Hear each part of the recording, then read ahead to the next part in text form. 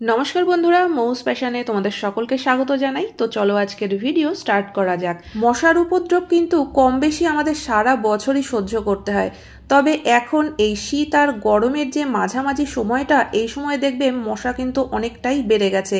এছাড়াও বর্ষার সময় তো মশা সব থেকে বেশি হয়, আর আমরা সকলেই জানি যে মশার কামড় থেকে কি কি রোগ আমাদের হতে পারে। মশা আকৃতিতে দেখতে ছোট হলেও এর কামড়ে কিন্তু চিকুনগুনিয়া থেকে ডেঙ্গু, ম্যালেরিয়ার মতো রোগও হয়ে থাকে, আর যে কারণে অনেক মানুষই কিন্তু মারা যায়। তো বন্ধুরা, এই মশার কামড় থেকে নিজেদেরকে রক্ষা করার জন্য আমরা কিন্তু অনেক সময় কয়েল জ্বালাই বা হয়তো মশা তাড়ানোর ধূপ জ্বালিয়ে থাকি, আর না হলে অল আউট জ্বালিয়ে থাকি। তো এতে করে কিন্তু অনেকেরই একটা শ্বাসকষ্টের সমস্যা হয়ে থাকে। এছাড়াও যদি বাড়িতে ছোট বাচ্চা থাকে বা বয়স্ক মানুষ থাকে, তো তাদের ক্ষেত্রে কিন্তু এই কেমিক্যালগুলো ব্যবহার করা প্রত্যেক দিনের পক্ষে ক্ষতিকারকও বটে।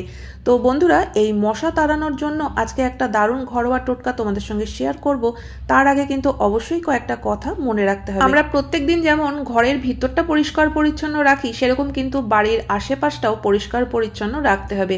সেখানে যেন অযথা জঙ্গল হয়ে না থাকে, বা বাড়ির আশেপাশে এরকম যেন আবর্জনা না জমে থাকে, কারণ এরকম নোংরা জায়গাতেই কিন্তু মশার উপদ্রব বেশি থাকে। এছাড়াও পোকামাকড়েরও উপদ্রব ঘটতে পারে। এছাড়াও কিন্তু আরো কয়েকটা কথা মাথায় রাখতে হবে। কোথাও যদি দেখো ভাঙা বালতি বা ভাঙা টবের মধ্যে জল জমে রয়েছে, বা কোথাও ফাটা টায়ার পড়ে রয়েছে, তৎক্ষণাৎ কিন্তু সেগুলো সরিয়ে ফেলতে হবে, কারণ এরকম ফাটা টায়ারের মধ্যে বা যে কোনো জায়গায় যদি জল জমে থাকে, সেখান থেকেই কিন্তু আবার নতুন করে মশার সৃষ্টি হবে। তো বন্ধুরা, চলো একটা ঘরোয়া টোটকা আজকে তোমাদের সঙ্গে শেয়ার করছি। এই টোটকাটা যদি আমরা জেনে নিতে পারি, তাহলে কিন্তু মশার উপদ্রব থেকে আমরা অনেকটাই বাঁচতে পারবো, আর কোনো রকম কোনো কেমিক্যাল কিন্তু আমাদের ব্যবহার করতে হবে না। মশার কামড় থেকে বাঁচতে আমরা যেসব কেমিক্যালগুলো ব্যবহার করি, সেগুলোও কিন্তু আমাদের শরীরের অনেকটাই ক্ষতি করে। তো দেখো, এখানে আমি একটা তুলোর টুকরো নিয়ে নিয়েছি, আর এবার এই তুলোটাকে টেনে একটু পাতলা করে ছড়িয়ে নিলাম। তো এর মধ্যে আমি কয়েকটা জিনিস দেব, তো যেগুলো আমাদের সবকটাই কিন্তু ঘরে রয়েছে। এখানে আমি নিয়ে নিয়েছি কিছুটা মৌরি। তো মৌরিটাকে একটু ডলে নিলাম হাতে, তারপরে এই তুলোর মধ্যে দিয়ে দিলাম। মৌরিটাকে কিন্তু একটু ডলে নিতে হবে, তাহলে দেখবে এর থেকে খুব সুন্দর একটা গন্ধ আসবে। আর এবার এর মধ্যে আমি দিয়ে দিচ্ছি রসুনের খোসা। তো রসুনের খোসাটাও কিন্তু দেওয়ার আগে হাতে করে একটু ডলে নেবে। চাইলে কিন্তু তোমরা এর মধ্যে পেঁয়াজের শুকনো খোসা থাকলে সেটাও একটু গুঁড়ো করে দিতে পারো। তো এখানে আমি পেঁয়াজের খোসাটা দিচ্ছি না, তার পরিবর্তে 1 কোয়া রসুন নিয়ে নিয়েছি, আর সেটাকেই একটু গ্রেট করে আমি দিয়ে দিচ্ছি এর মধ্যে। তো আমি এখানে খোসাটা কিন্তু ছাড়াইনি, রসুনটাকে একদম খোসা সহই একটু গ্রেট করে পুরোটাই এর মধ্যে দিয়ে দিলাম। তো এই যে জিনিসগুলো দিচ্ছি, এটা কিন্তু সবই ঘরোয়া জিনিস, এর মধ্যে কোনো রকম কোনো কেমিক্যাল আমরা ইউজ করব না, যাতে আমাদের শরীরে কিন্তু কোনো রকম কোনো ক্ষতি হবে না। তো এখানে আরেকটা জিনিস দিতে হবে। নিয়ে নিয়েছি আমি একটু কফি। অনেক সময় দেখবে কফির মুখটা হয়তো ফাঁকা থাকার কারণে জমে যায়, তো তখন আমরা সেই কফিটা তো ইউজ করতে পারি না, ফেলে দিতে হয়। যদি তোমাদের কাছে সেই ধরনের কফি থাকে, সেটাও কিন্তু তোমরা এই মশা তাড়ানোর কাজে ব্যবহার করে ফেলতে পারো, এতে করে ফেলে দিতে হবে না জিনিসটা। মশা মাছির উপদ্রব থেকে বাঁচতে অনেকেই কিন্তু দেখবে এই কাজটা করে থাকে। কফি পাউডার একটুখানি গ্যাসের উপরে কোনো পাত্রে রেখে ভালো করে একটু পুড়িয়ে নেয়, তো তারপরে দেখবে সেই ধোঁয়াটা সারা ঘরে ছড়িয়ে দেয়, এতে করে কিন্তু অনেকটাই মশা মাছির উপদ্রব কমে। তো সেই কারণেই কিন্তু আমি এর মধ্যে একটু কফি দিলাম। তো এবার এখানে আমি একটা লবঙ্গ নিয়ে নিয়েছি, লবঙ্গটাকে টুকরো টুকরো করে এই তুলোর মধ্যে দিয়ে দিচ্ছি। তো বন্ধুরা, এখানে দেখতেই পেলে যে এখানে আমি যা যা জিনিস দিয়েছি প্রত্যেকটাই কিন্তু আমাদের সকলের ঘরেই থাকে।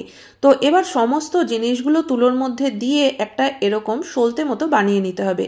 তোমরা চাইলে কিন্তু আমরা প্রত্যেক দিন যেরকম লম্বা সলতে করি, সেরকম লম্বাও করে নিতে পারো সলতেটা, তবে আমি এখানে একটা ছোট্ট পুটলি মতো করে দিলাম। আর উপরের দিকে দেখো এরকম একটু টেনে উঠিয়ে দিচ্ছি, একটা সলতে মতো করে নিচ্ছি, যাতে এটা ধরাতে সুবিধে হয়। এখানে নিয়ে নিয়েছি একটা মাটির প্রদীপ। যদি তোমাদের কাছে মাটির প্রদীপ না থাকে, সেক্ষেত্রে কিন্তু তোমরা এরকম কোনো একটা পাত্র নিতে পারো, যেটা আর অন্যান্য কাজে ব্যবহার করবে না। আর না হলে কিন্তু মাটির ধুনুচি থাকলে সেটাও নিয়ে নিতে পারো। সলতেটাকে ধরানোর জন্য আমি উপর থেকে অল্প একটু সর্ষের তেল দিলাম।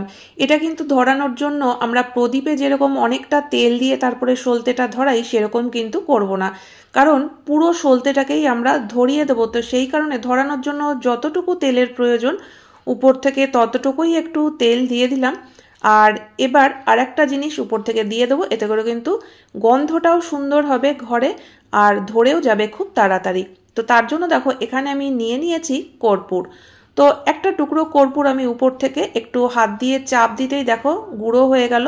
তো এবার এই গুঁড়োটা আমি এর উপর থেকে ছড়িয়ে দেবো। যেসব ঘরোয়া জিনিস দিয়ে এই সলতেটাকে তৈরি করা হয়েছে, এটা জ্বালানোর পরে দেখবে যে ঘরে মশা তো থাকবেই না, তার সঙ্গে কিন্তু ঘরে খুব সুন্দর একটা গন্ধ তৈরি হবে।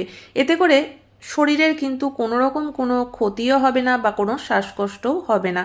তো প্রত্যেক দিন সন্ধেবেলা কিন্তু এরকম একটা প্রদীপ তোমরা জ্বালিয়ে নিতে পারো।